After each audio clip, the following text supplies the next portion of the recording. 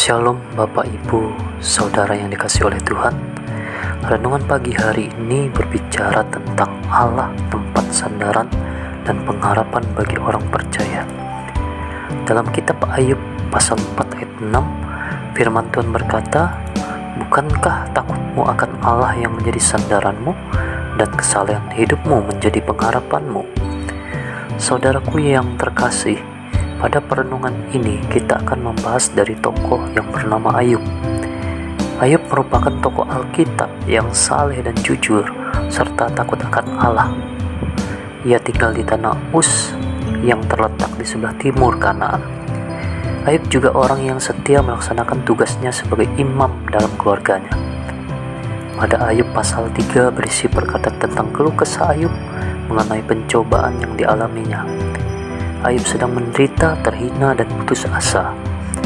Kesedihannya yang terbesar ialah bahwa Allah tampaknya telah meninggalkannya. Namun dengan demikian, Ayub ingin berterus terang memberitahukan perasaannya kepada Allah. Ia mulai dengan mengutuki hari lahirnya dan keadaannya yang menyedihkan. Tetapi perlu diperhatikan bahwa dalam semua hal yang terjadi, Ayub tidak mengutuk Allah.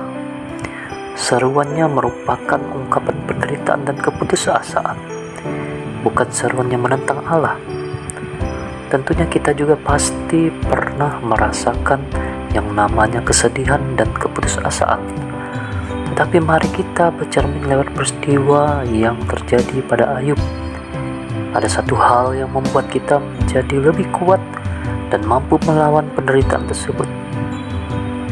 Inilah teladan yang dapat kita pelajari dari Ayub, yaitu mengungkapkan keraguan dan perasaannya dengan jujur kepada Tuhan di dalam doa. Menghampiri Allah dengan kesedihan dan duka cita kita untuk menjumpai Tuhan serta memohon belas kasihan-Nya. Hal inilah yang membuktikan Ayub adalah seorang yang taat, saleh dan setia kepada Allah dalam kehidupannya. Kemudian kita akan melihat pada Ayub pasal 4, di mana Ayub kedatangan sahabatnya yang bernama Elifas. Ia adalah salah seorang dari 3 sahabat Ayub yang mau membantu dan mendengarkan keluh kesah yang dialami Ayub. Saat berbicara dengan Ayub, Elifas tampak lemah, lembut, dan rendah hati. Dalam kata-kata yang pertama untuk menjawab keluhan Ayub, ia berpendapat bahwa orang yang sungguh-sungguh benar tidak akan ditinggalkan sama sekali oleh Allah, tetapi hukuman dapat diberikan kepada dosa yang tersembunyi. Di sini Elifas membandingkan pergumulan antara Ayub dengan orang lain dalam menghadapi sebuah masalah.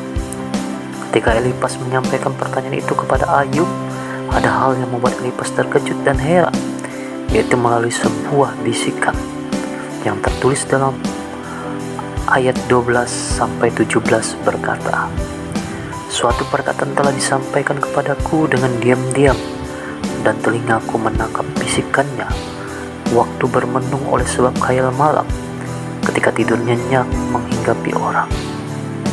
Aku terkejut dan gentar, sehingga tulang-tulangku gemetar. Suatu roh melewati aku, tegaklah bulu romaku. Ia berhenti, tetapi rupanya tidak dapat kukenal. Suatu sosok ada di depan mataku. Suara berbisik-bisik kudengar. Mungkinkah seorang manusia benar di hadapan Allah? Mungkinkah seseorang tahir di hadapan penciptanya?" Perkataan dari ayat tersebutlah membuat sadar Elifas tentang pergumulan dan keluh kesah Ayub. Saudaraku yang terkasih, dari Ayub ini kita belajar banyak hal dan mengerti bahwa setiap masalah atau pergumulan pasti ada jalan keluarnya dengan terus bersandar dan menaruh harapan kita kepada Allah. Amin. Tuhan Yesus memberkati.